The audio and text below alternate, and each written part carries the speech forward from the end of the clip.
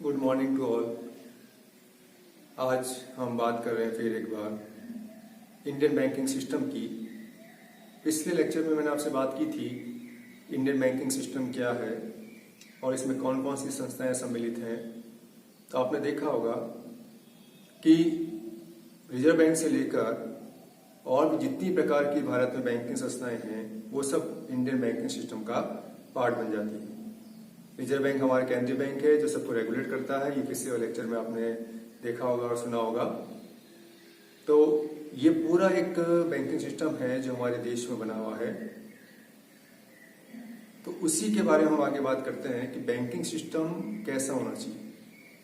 ये देश का जो बैंकिंग सिस्टम है, सिस्टम सब जगह है, लेकिन अच्छा या सफल बैंकिंग सिस्टम वो माना जाता है जिसमें निम्नलिखित तत्व होते हैं या गुण होते हैं, एलिमेंट्स होते हैं। साउंड एलिमेंट के लिए क्या क्या होने आवश्यक है। देखिए, सबसे पहली बात है कि बैंकिंग प्रणाली का देश की परिस्थितियों के अनुकूल होना चाहिए। सिस्टम कोई भी हो वो सिस्टम अच्छा माना जाता है जो देश की परिस्थितियां हैं। परिस्थितियां क्या हैं? हो सकता है बहुत ज्यादा पूंजी की मांग हो सकता है पूंजी की मांग बहुत कम हो। तो जैसी भी स्थिति हो उसी हिसाब से बैंकिंग प्रणाली होनी चाहिए, ताकि यानी उसमें रिजिडनेस नहीं होनी चाहिए, फ्लेक्सिबिलिटी होनी चाहिए।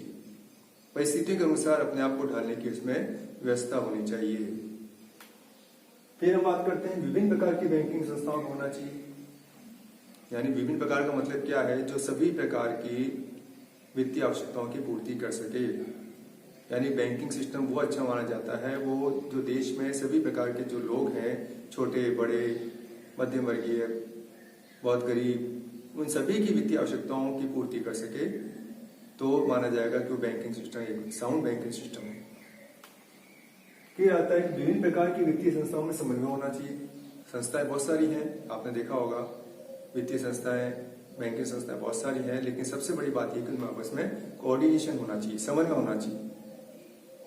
समन्वय के अभाव में कई बार रिजर्व बैंक या देश के केंद्रीय बैंक द्वारा जो भी आदेश निकाले जाते हैं वो पूरे नहीं हो पाते, कोऑर्डिनेट नहीं हो पाता।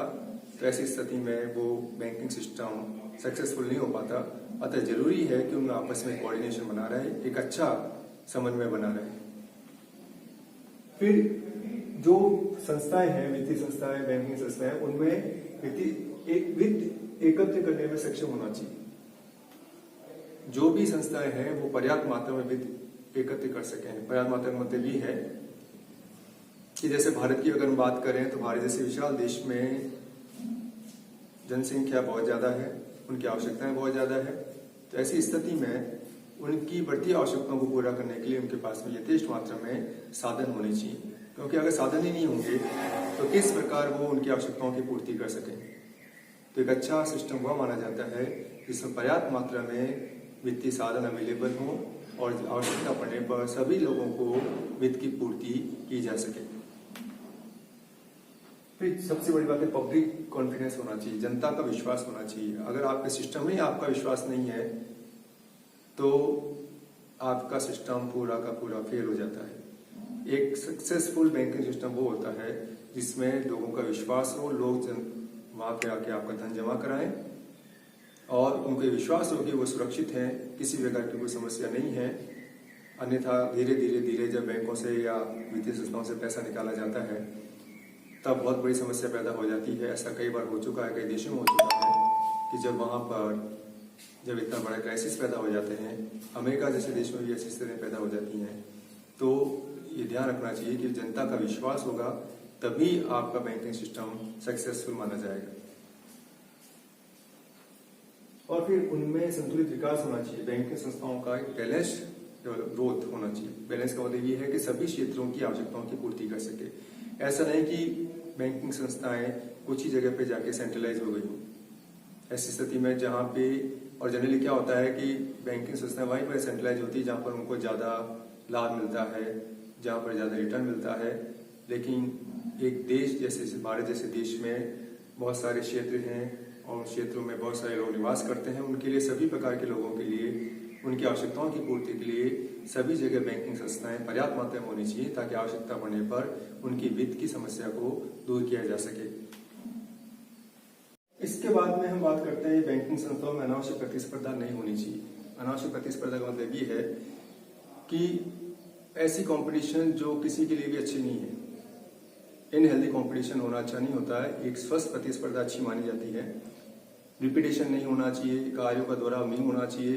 तो ये बैंकिंग सिस्टम वो अच्छा माना जाता है जिसमें बैंकिंग संस्थाओं द्वारा किसी प्रकार का इनहेल्दी कंपटीशन नहीं हो। और इसीलिए जो मर्जर की प्रक्रिया की गई और की जा रही है वो इसलिए होती है क्योंकि उसमें एक तो स्ट्रॉन्ग बैंकिंग बनाना तो होता ही है, लेकिन साथ ही साथ इतनी ज्यादा संस्थाएं हैं और वो सेम सर्विसेज दे रही हैं। इससे अच्छा है कि कुछ ही संस्थाएं हो जो बहुत अच्छी सर्विसेज दे सकें।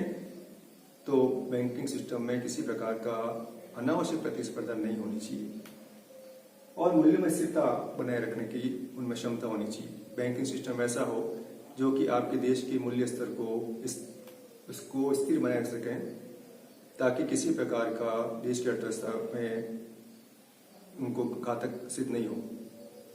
यानी मूल्यों में बहुत ज्यादा स्थिरता देश के लिए खराब सिद्ध हो सकती है। तो बैंकिंग सिस्टम का ये कर्तव्य होता है कि वो किसी भी प्रकार से मूल्यों को स्थिर बनाए रखें, साख का अननेसेसरी एक्सपेंशन नहीं करें या साख का बहुत ज्यादा कंट्रोल भी नहीं करें। तो इससे निश्चित रूप से मूल्यों में स्थिरता बनी रहेगी। केंद्रीय बैंक होना चाहिए वो तो है ही है, लेकिन शक्तिशाली केंद्रीय बैंक का होना बहुत आवश्यक होता है। एक स्ट्रॉन्ग बैंक अगर होगा तो उसके निर्देशों का, उसके आदेशों का अच्छी तरह से पालन किया जा सकेगा। आपने देखा होगा घर में भी अगर मुखिया स्ट्रॉन्ग होता है तो उस परिवार में एकता रहती है, और अगर वो मुखिया ही कमजोर होता है तो परिवार का विघटन हो जाता है। उसी प्रकार से देश में अगर केंद्रीय बैंक स्ट्रॉन्ग है तो उस देश में बैंकिंग संस्थाएं भी अनुशासन में रहेंगी। जो केंद्रीय बैंक चाहता है उनकी आवश्यकताओं, उसकी इच्छा को शीघ्रता से पूरा करेंगी। ये तभी होगा जब ये केंद्रीय बैंक का स्ट्रॉन्ग होना उसके लिए बहुत अति आवश्यक तत्व होता है। इस समाशोधन गृह धन हस्तांतरण की सुविधा होनी चाहिए। क्लियरिंग हाउस का मतलब होता है जहां पर कि चेकों की क्लियरिंग होती हो, चेकों का बहुत शीघ्रता से निपटान होता हो। तो बैंकिंग प्रणाली ऐसी होनी चाहिए जहां पर कि बहुत ज्यादा समाशोधन गृह की सुविधा हो ताकि चेकों की क्लियरिंग जल्दी हो सके और व्यवसाय में किसी प्रकार की रुकावट नहीं हो। और साथ ही साथ में मनी का ट्रांसफर भी बहुत शीघ्रता से किया जा सके एक स्थान से दूसरे स्थान पर। अब हम ई बैंकिंग की बात करते हैं। ई बैंकिंग का मतलब इलेक्ट्रॉनिक बैंकिंग, जिसमें कई प्रकार की सुविधाएं मिल रही हैं। नेफ्ट है, आरटीजीएस है, और भी कई प्रकार के ऐसे ऐप्स आ गए हैं जो इसमें कुछ ही मिनटों में आप अपने मनी को ट्रांसफर कर सकते हैं। ये बहुत बड़ा एक कहना चाहिए कि क्रांति आई है भारतीय बैंकिंग प्रणाली में। और फिर प्रशिक्षित कर्मचारी होने चाहिए, ट्रेन एम्प्लॉयज होने चाहिए। क्योंकि बैंकिंग एक सर्विस इंडस्ट्री है तो ऐसी स्थिति में सर्विस इंडस्ट्री में कर्मचारियों का प्रशिक्षित होना बहुत आवश्यक होता है, क्योंकि उनका रूटीन में उनके कस्टमर से काम पड़ता है। तो कस्टमर की क्या आवश्यकताएं हैं, उनकी क्या नीड्स हैं, उनको देखते हुए देश की परिस्थितियां क्या है, उसके हिसाब से एम्प्लॉयज अगर काम करते हैं तो निश्चित रूप से उसका देश की अर्थव्यवस्था का विकास होता है। तो अर्थव्यवस्था में ग्रोथ जल्दी होती है। आपके एम्प्लॉयज कैसे हैं उस पर डिपेंड करता है। तो देश का बैंकिंग इंडस्ट्री जो हो, अगर उसमें आपके ट्रेंड एम्प्लॉयज होते हैं तो ये भी एक आवश्यक शर्त कह सकते हैं हम। तो कुल मिलाकर ये सारी चीजें एक बैंकिंग प्रणाली को सुदृढ़ बनाती हैं, साउंड बनाती हैं, और वही देश में विकास का एक कारण बनता है। धन्यवाद।